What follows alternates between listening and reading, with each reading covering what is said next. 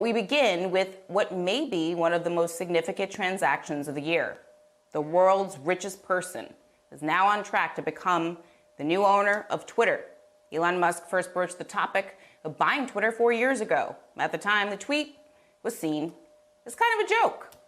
But here we are, just a few years later, watching that joke become a reality. Fans of the Tesla CEO have cheered his $44 billion purchase as a win in the fight for unadulterated free speech, while opponents scoff at the idea at one of Twitter's most controversial users being handed enormous influence over the app. But the truth is, this transaction is bigger than Elon Musk and his billions of dollars. Really is. It's really about a social media platform that's morphed into one of the most important public goods in the entire world, one that's been used to promote democracy and freedom around the world.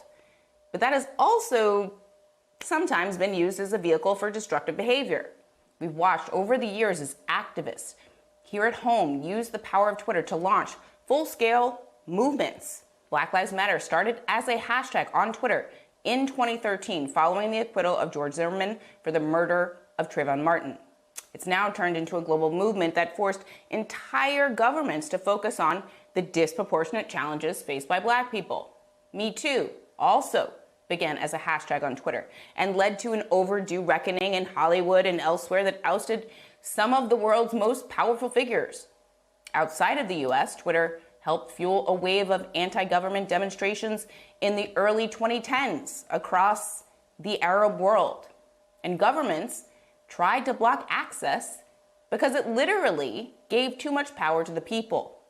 Twitter has given a voice to the voiceless while holding the powerful accountable. But let's be clear, we know it hasn't been all good. We watched how a president was able to use the platform to spread lies, incite online mobs, and then bring them to life during the insurrection on January 6th. We watched the platform be used to amplify hate, violence, and misinformation. And the problem is Twitter's efforts to moderate that sort of content on its platform is exactly what people like Elon Musk have spoken out against. Joining me now is Lynette Lopez. She's a columnist for Business Insider. And Lynette, let's just start off with the question I think a lot of folks are at home are asking is, how does this happen? And what does it mean for Twitter and the average Twitter user? Well, we're going to see what happens. We'll see how far Musk gets with Muskifying the platform in the way that he wants to do it. He said he wants to, loosen limits around speech that a lot of people consider disgusting and antisocial. He said he wants to get rid of advertisements to a certain extent. That's a huge part of Twitter's business model and how it makes money, which, by the way, it has never made enough money for its investors. And it certainly won't make enough money now that it's going to be weighed down by all the debt that's going to be put on the company from doing this leveraged buyout. So Elon's going to take on a lot of debt. Twitter's going to take on a lot of debt. We won't know if the revenue is able to catch up with that because it's going to be a private company, but there will still be bonds in the bond market. We'll still be able to look at that debt and what it's trading at. I'm always one to judge how people spend their money. You work hard for your money. In most instances, you can do what you want. But why Twitter? Why does he want Twitter? And, why did he choose this to spend $45 billion and not say, curing homelessness or hunger? Or like a yacht. I've been thinking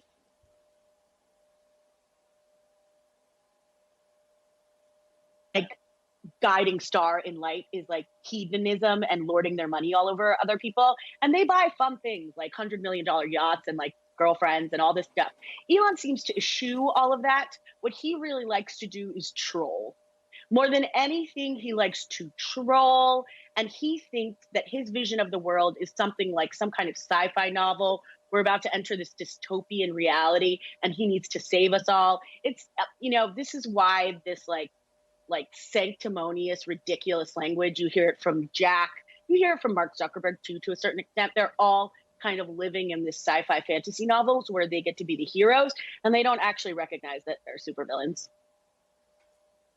What's funny about that, though, is that I've talked about this time period as an intersecting dystopia. I think it's true that there are a lot of existential threats out there: climate change, the pandemic we're living through, Russia and Ukraine, and the potential for nuclear war. I mean, there's a lot of crises happening that would make you think we are in dystopia. But why aren't they solving any of those problems Right. if they See, think of themselves as the interesting. solution or hero? This is what's interesting. Most of these problems could be solved with money, and they have money, but they don't use the money to solve the problems that are actually particularly pressing, because Elon thinks he's getting to solve climate change by making sexy sports cars that only rich people can buy. That's not how you solve climate change. That's a lie. When Elon says that he's saving the world, it is completely nonsense. And like, if you want to pay whatever $300,000 for whatever, like, space exploration or space thing that he gets to do, that also will not be saving the world. You will also have to be a rich person to participate in that. Nothing that Elon does is particularly great for society, except for like, maybe jumpstarting the idea that clean energy is cool. But that's a concept that maybe we could have learned like through Dare in fifth grade, So I don't consider him a hero. Like, he's a branding hero, which is not like a great hero. So yeah, I mean, could he solve homelessness? Could he maybe pay taxes? Sure, but that has nothing to with his actual vision of the future. This kind of like pornographic almost belief that this world is going to implode and they need to save everyone. It's why Peter Thiel has a bunker in New Zealand. They're all nuts. I mean, I guess we should all get bunkers. Billionaires owning media platforms, though, isn't something that's unheard of. Less than 10 years ago, Jeff Bezos bought the Washington Post. I mean, what are some of the dangers that we already know exist when a billionaire buys a huge media platform like Twitter? Well, let's first say that Jeff Bezos was not known for writing trolley columns in the Washington Post before he purchased it. So there is a slight difference. And the thing about Twitter is that it is a disseminator of information. It is also the way information gets around. Like the Washington Post is a paper, you subscribe to it, you hear the news, it disseminates. I would say that Twitter is almost like a news truck also, that moves, distributes information. The fact that Elon is taking over the means of distribution of information is very scary because he has no filter for ethics or truth.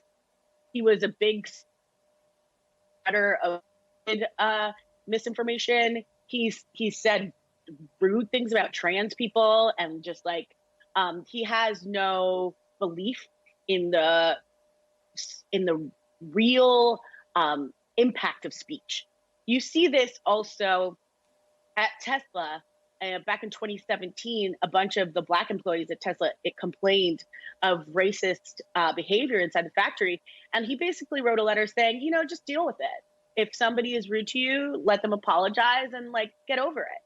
And because of that, racist behavior has festered inside of Tesla to the point that now they face a massive lawsuit in California because Elon just doesn't take racism. It's like, this is a perfect example of somebody who is not anti-racist.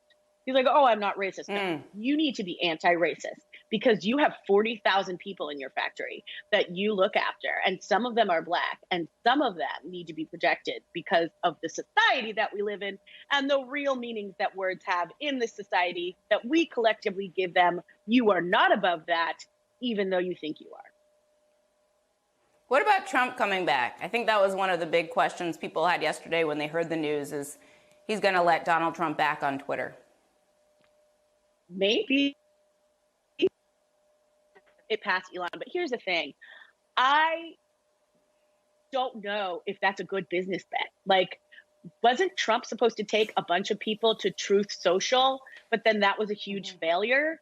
I mean, now how many people are really going to come back because Trump is there? Couple million. If Elon also says he's going to try to authenticate all the humans on that website, I bet authenticating all the humans gets rid of more bots than any number of Trump fans that you could bring back to the site. So I'm not sure if he really has a business plan. Wall Street has, or there have been all these reports that the Wall Street bankers were so impressed by his business plan. But I can tell you a million times when Wall Street bankers have been impressed by business plans that, frankly, sucked. So I don't know. Elon doesn't really know this business. And there are many examples in the history of Tesla where he has been extremely, extremely wrong to the tune of billions of dollars. Mm-hmm. Like the time he put this thing called an alien dreadnought of robots in the Tesla factory that were not supposed to need any humans to operate them. They were supposed to be a silent factory. No, but of course, anybody in automotive will tell you that robots are just dumb, one-armed machines, and they need human observation so much. This is not, the fantasy land of Elon's youth, the tech dystopia where we have machines that run everything. We're not there yet. So anyway, with all these, realizes that they don't work, has to throw some of them away, hire a ton of people, which he later fires a few months later when he gets rid of 9% of Tesla's workforce. This is a huge mistake. Now, to finance that mistake at the time, he had the stock market, which was very giving to him. But now he's just going to have his own his own debt. He's only going to have his own money. And so I don't know what he's going to do if he makes big mistakes at Twitter. It's an important point, and I think that, it must be nice to have billions of dollars to just, make errors, and then you just move on, buy something else. And then still, you're waking up every day not solving hunger. Just every day, making a choice every day after your Cheerios. You're like, not solving hunger today. Lynette Lopez, thank you so much for being, I'm obsessed with that point. I'm not going to get over it. Thank you again.